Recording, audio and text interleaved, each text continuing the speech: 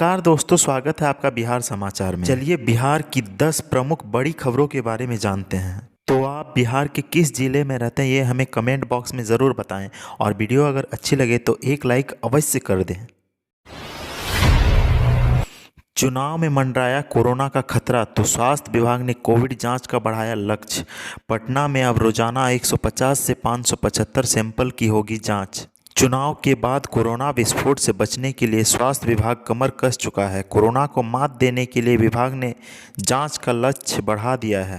अब प्राथमिक स्वास्थ्य केंद्रों पर हर दिन 150 से 575 मरीजों की जांच होगी। अस्पताल की ओपीडी में आने वाले सभी मरीजों की कोरोना जांच कराने की तैयारी की जा रही है। पटना के बिहटा में सबसे अधिक 575 जांच प्रतिदिन कराने का लक्ष्य है। लक्ष्य पूरा नहीं करने वाले पीएचसी प्रभारियों से जवाब मांगा जा रहा है।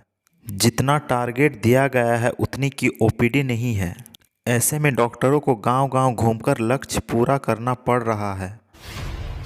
अररिया में नित्यानंद राय बोले, राहुल तेजस्वी को भारत माता की जय बोलने से भी परहेज, क्या वे पाकिस्तान जिंदाबाद के नारे लगाएंगे?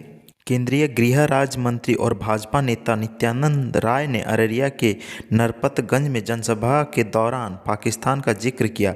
उन्होंने राहुल और तेजस्वी पर आरोप लगाते हुए कहा कि इन्हें भारत माता की जय कहने में भी परहेज है, तो क्या वे पाकिस्तान जिंदाबाद के नारे लगाएंगे?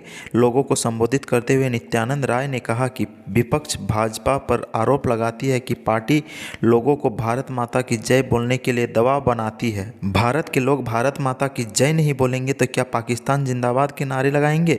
पीएम मोदी के नेतृत्व में भारत विश्व गुरु बनाने की दिशा में आगे बढ़ रहा है। राहुल गांधी ने मोदी पर निशाना साधते हुए कहा कि मोदी सरकार में ईवीएम नहीं बल्कि एमवीएम यानी मोदी वोटिंग मशीन चलता है, लेकिन बिहार में इस बार महागठबंधन जीतेगा। अररिया और बिहारीगंज में राहुल गांधी मोदी नीतीश की जोड़ी पर जमकर बरसे। अररिया में उन्होंने ईवीएम की नई परिभाषा गढ़ डाली तो वहीं बिहारीगंज में नीतीश पर हमला बोला। मोदी सरकार पर तंज कसते हुए उन्होंने कहा कि इस सरकार में ईवीएम के बदले एमवीएम यानी मोदी वोटिंग मशीन चलता है। बिहार में ये एमवीएम काम नहीं करेगा, इस बार यहाँ महागठबंधन की जीत होगी। इंजन की सरकार पर तंज कसते हुए उन्होंने कहा कि 6 साल पहले जब मोदी जी प्रधानमंत्री बने थे तब उन्होंने कहा था कि हर साल 2 करोड़ युवाओं को रोजगार दिलाएंगे। नीतीश जब मुख्यमंत्री बने थे तो कहा था बिहार बदल देंगे, लेकिन ऐसा हुआ क्या?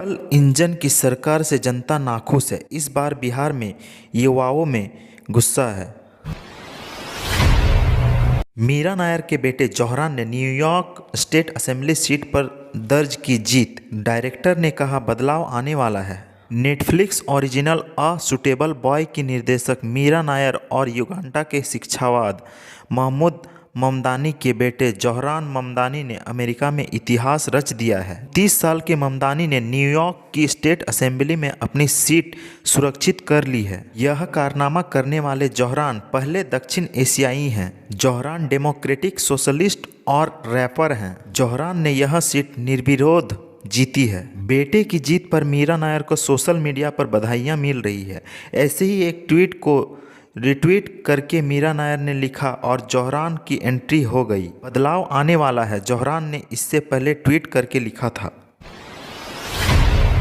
चिराग पर जदयू का पलटवार, कहा तेजस्वी की पूंछ पकड़कर मोदी जी का हनुमान बन रहे हैं। लोक जनशक्ति पार्टी के राष्ट्रीय अध्यक्ष चिराग पासवान पर जदयू का रवैया और आक्रामक होते जा रहा है। चिराग पासवान लगातार यह कह रहे हैं कि वह प्रधानमंत्री नरेंद्र मोदी के हनुमान हैं। इस पर जदयू प्रवक्ता डॉक्टर अजय आलोक ने यह ट्वीट किया कि तेजस्वी की पूंछ पकड़कर चिराग मोदी जी के हनुमान बन रहे हैं। अजय आलोक के साथ ही जदयू नेता व सूचना एवं जनसंपर्क मंत्री नीरज कुमार ने चिराग पासवान को निशाने पर लिया। चिराग ने यह ट्वीट किया था कि नीतीश कुमार प्रधानमंत्री के नाम पर महागठबंधन का डर दिखाकर चुनाव जीतना चाहते हैं। खुद 5 साल क्या किए यह राज किसी को पता नहीं है। इस पर नीरज ने यह ट्वीट किया कि होटवार, बेऊर व तिहाड़ में संचालित महागठबंधन एवं जंगलराज के पैरोकार लोजपा को जनता ने खारिज कर दिया है। आखिरी रैली के बाद बोले पीएम मोदी, बिहार की भूमि का चरण स्पर्श मुझे जनसेवा के लिए प्रतिबद्ध करता है। बिहार विधानसभा चुनाव 2020 में प्रधानमंत्री नरेंद्र मोदी का प्रचार अभियान समाप्त हो चुका है। उन्होंने इस दौरान बिहार के 4 दौरे किए हैं और 12 जनसभाओं को संबोधित किया है। मंगलवार को उनकी आखिरी रैली सहरसा में हुई। बुधवार शाम को पीएम मोदी ने एक के बाद एक किए गए ट्वीट में बिहार की जनता को धन्यवाद दिया और कहा कि सासाराम में पहली रैली से लेकर सहरसा में आखिरी रैली तक जनता ने हमेशा की तरह ढेर सारा प्यार दिया। एक जनसेवक के रूप में बिहार की भूमिका चरण स्पर्श जनसेवा के लिए प्रतिबद्ध करता है। कांग्रेस का आरोप, हार देख बौखलाए पीएम मोदी व सीएम नीतीश कुमार। कांग्रेस नेता प्रमोद तिवारी ने दावा किया है कि बिहार में डबल इंजन की सरकार तो है, लेकिन इसके दोनों इंजन एक दूसरे के विपरीत दिशा में जा रहे हैं। आरोप लगाया कि मुख्यमंत्री नीतीश कुमार को सपने में भी चिराग की रोशनी दिखाई पड़ती है, तो मोदी जी भी सामने से खींची गई भोजन की थाली भी नहीं भूल पा रहे हैं। प्रमोद तिवारी ने कहा कि नरेंद्र मोदी और नीतीश कुमार बिहार के बेटों को गाली देना बंद करे। हार तय देख वह बौखलाहट में ऐसा कर रहे हैं जो मर्यादा के खिलाफ है। बुधवार को प्रेस कॉन्फ्रेंस में कांग्रेस नेता ने कहा कि पीएम मोदी ने पिछले लोकसभा चुनाव में ही हर साल 2 करोड़ नौकरी देने का वादा किया था, लेकिन मैं 15 लाख वाली बातें नहीं दोहराऊंगा। बीजेपी का राहुल गांधी पर हमला, कांग्रेस के युवराज के जाल में नहीं फंसेगी बिहार की जनता। भाजपा के वरिष्ठ नेता और पथ निर्माण मंत्री नंद किशोर यादव ने कांग्रेस पर तंज कसते हुए कहा कि कांग्रेस के युवराज बिहार आकर लोगों को तरह तरह के प्रलोभन दे रहे हैं, जाल फेंककर उसमें दाना डाल रहे हैं, लेकिन बिहार के लोग ना तो कांग्रेस के युवराज के जाल में फंसने वाले हैं और ना ही उनके दाने की ओर ताकने वाले हैं। बुधवार को जारी बयान में प्रदेश अध्यक्ष ने कहा कि युवराज को अभी बिहारियों के बारे में जानकारी नहीं है। बेहतर होगा कि युवराज अपना जाल समेट लें और अपने चेले चपाटियों को दिल्ली वापस बुला लें। चुनाव के नतीजे तय हो गए हैं। बिहार के लोगों ने गठबंधन को पीछे कर दिया है। एक बार फिर यहाँ के लोगों ने भाजपा और एनडीए के प्रति फिर से भरोसा जताया है। तीसरे चरण के लिए कल थम जाएगा प्रचार का शोर।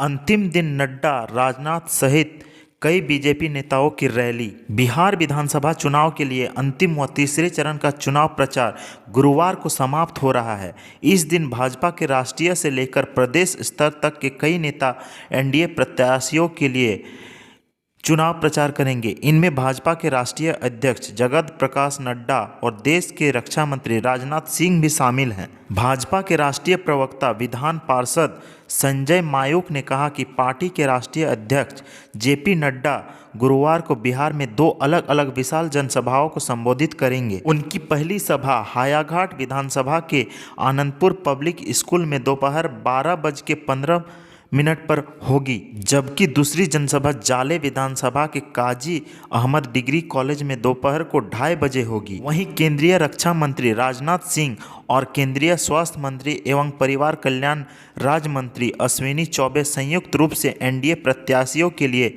समर्थन में बेनीपट्टी विधानसभा के कलुआही हाई स्कूल मैदान और बलरामपुर विधानसभा के कंसोई मध्य विद्यालय में विशाल जनसभा को संबोधित करेंगे।